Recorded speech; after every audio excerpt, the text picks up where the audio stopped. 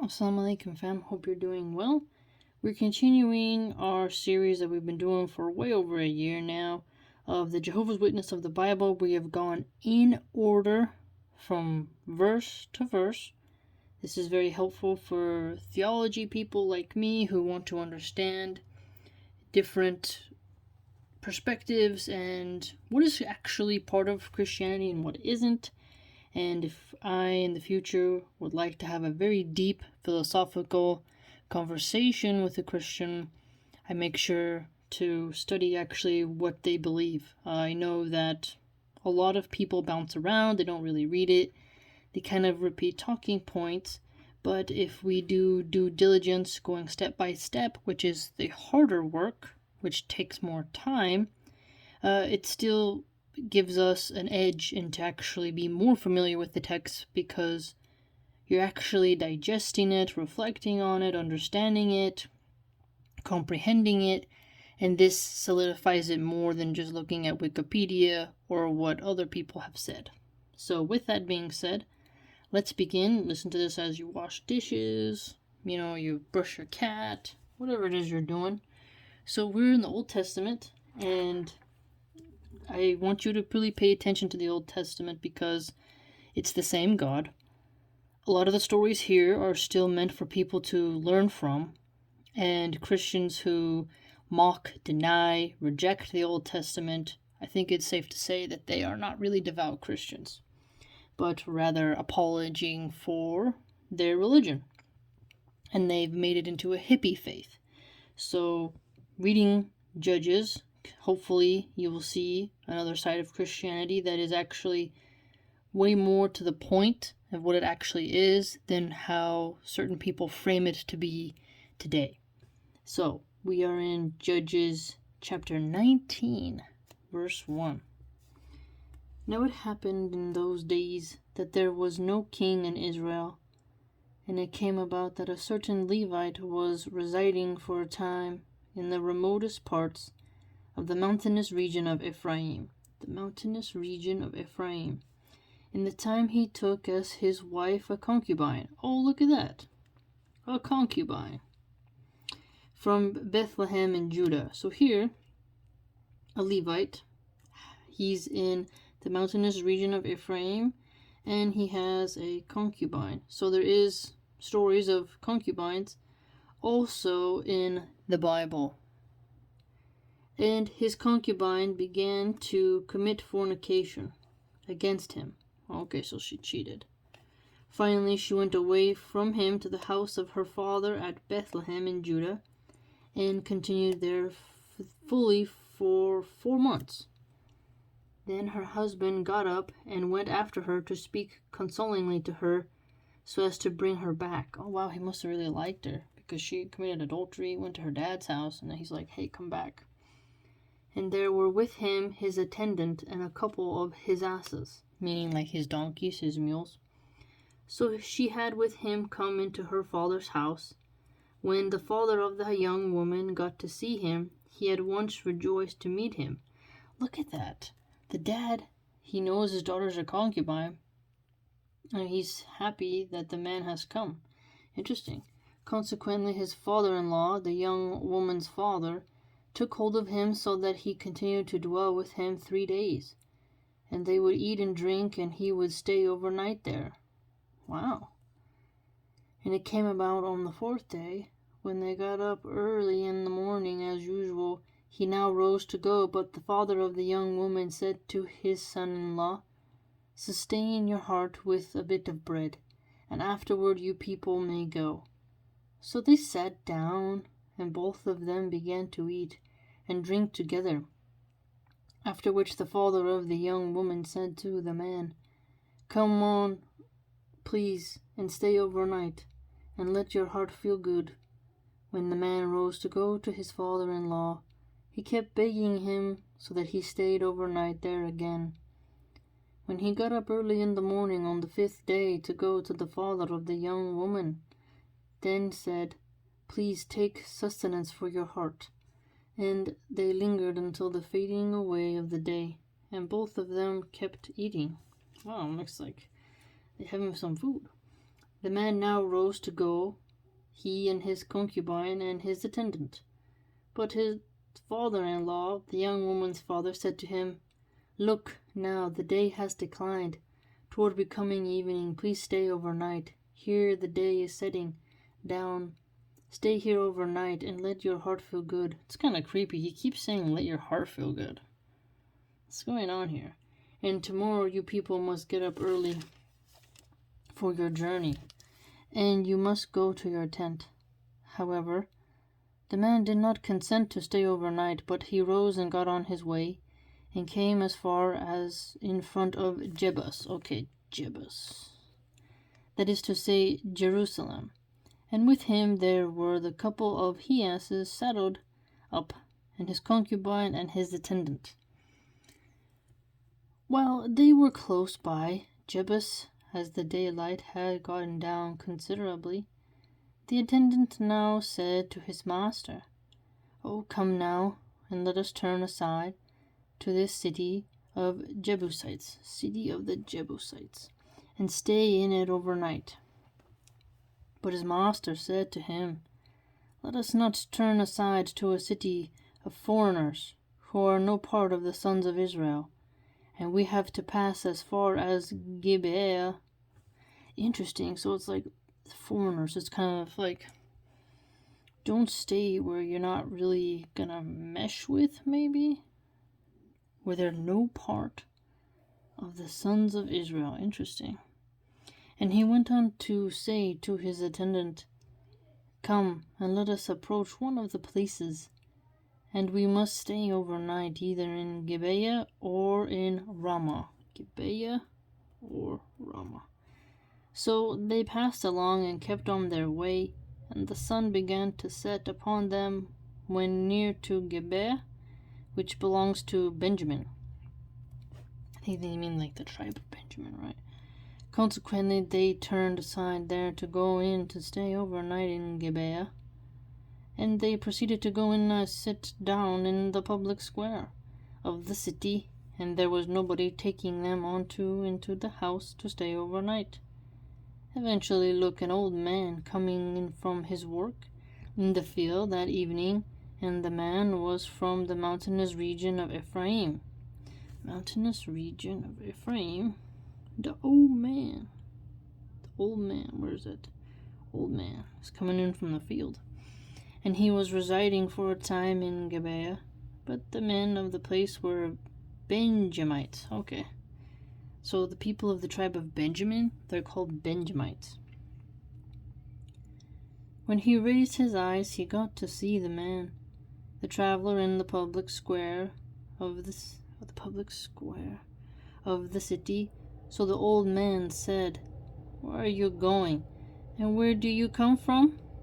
In turn, he said to him, "We are passing along from Bethlehem in Judah to the remotest part of the mountainous region of Ephraim. That is where I am from, but I went to Bethlehem in Judah, and it is to my own house that I am going, and there is nobody taking me on into the house. And there are both straw and fodder from our he-asses, and there are both bread and wine for me and your slave girl and your attendant with your servant.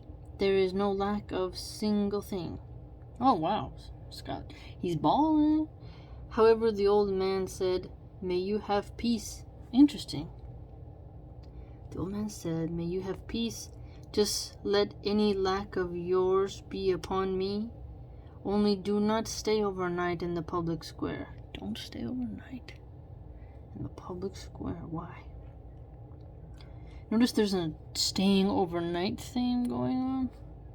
With that, he brought him into his house and threw mash to the he-asses. So gave him some hay, some food. Then they washed their feet and began to eat and drink. Oh, look, they washed their feet. While they were making their hearts feel good. Aha, notice the phrase, making their hearts feel good, is also being repeated here. Look, the men of the city, mere good-for-nothing men. Oh no, loser dudes. Good for nothing. surrounded the house, shoving one another against the door. And they kept saying to the old man, the owner of the house, "Bring out the man that came into your house, that we may have intercourse with him." At that the owner of the house went on out to them and said to them, "No, my brothers, do not do anything wrong. Please, since this man has come into my house, do not commit this disgraceful folly. Here are my virgin daughter and his concubine. Let me bring them out, please, and you rape them and do to them what is good in your eyes. But to this man you must not do this disgraceful thing." Aha, here you see the difference. Okay, here you see the difference, because I was listening to one sheikh say that for us, Luth, may Allah be pleased with him, when he referenced daughters, he meant like women in general. That no man with gira and protective jealousy would sacrifice his biological daughter to be raped by a mob in favor of a guest. Rather, let the guest be taken and not his actual biological daughter. And that he meant women, that there's women that you don't need to be turned into men to do this action, to either consensual or non-consensual. So here it's different here in the Bible. Very interesting. Because this is getting at what you do for the host. And the man did not want to listen to him. Hence the man took hold of his concubine and brought her forth to them outside. And they began to have intercourse with her, and kept on abusing her all night long until the morning. Whoa! So why did he... Because a concubine, she's part of that, but it's saying abusing her, having intercourse was very violent. Why couldn't they... This was something that makes me think, why couldn't they just get a sword? Finish them off? I don't see why that wasn't an option. You know? Like, why couldn't they have some attack dog or something? Or just not open the door? I don't know. Sometimes it just doesn't make a little sense. After which they sent her off at the ascending of the dawn. Then the woman came as it was turning the morning, and fell down at the entrance of the man's house where her master was, until daylight. Later her master rose up in the morning and opened the doors of the house and went out to go on his way, and look, the woman, his concubine, fallen at the entrance of the house with her hands upon the threshold.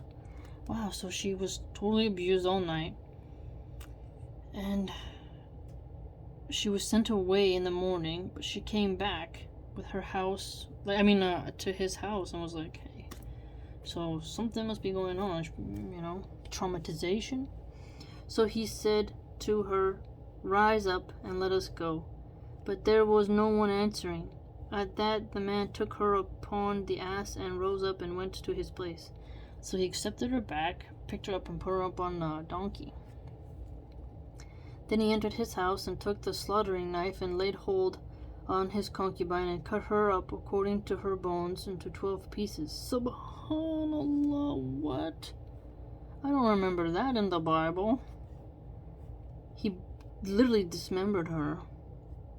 So if she wouldn't have went back, he would have never done that. Did he do it because she had been defiled? And he no longer wanted to touch her because she was with those strange men all night getting passed around? But, what would be the point of this story? Is it that dangerous people can do crazy things?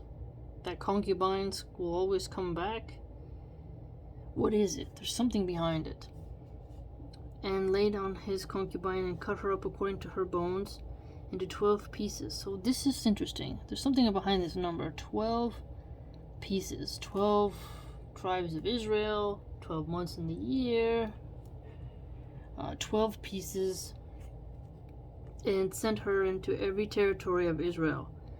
Okay. Osiris was cut up and then displaced around, right? So, sent every territory. Why? Why was a piece of her put in every territory? Was this a curse of the land?